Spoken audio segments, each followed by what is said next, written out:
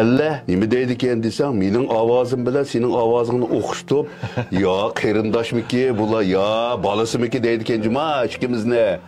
Hamda texuning ustiga sen anglasam, men yo'q vaqildi mening kenimni ancha-muncha do'rab qo'ydigan shuni ekan. Mayli do'ramsan yoki bo'lmasa taqlid qilamsan, u bir xil mehr muhabbet.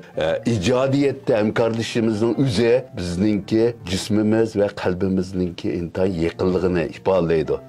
Hem de biz tanışkandan beri bir neçe icadiyetini birlikte kaldık. Şu söğü tarihi degen nakşı, teksti, köy şiiri kulağına düşkenden keyin qanday ta'siratli bo'lgansa. Dastlab shu tekstni yo'llagandan keyin intan xush bo'ldim aka. To'xtabdi Muxtar akammish kesibdi meni qo'llab qildi ekan. Mush ozroq bir natijamish akamga yarabdi deb o'yildim. Boshda jur'at qilaman demamdi. Lekin bek yaxshi chiqdi deb qaradim. Nima degan vaqtda oldi bilan mas'uliyat chuqum o'ziga yarash kerak-ku. Uning degan endi boshqalarga sunish kerak.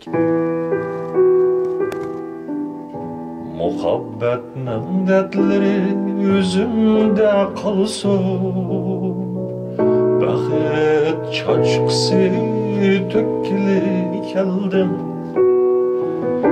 Muhabbetnin dertleri yüzümde kalsın, Baxet çaçkısı tökkili geldim.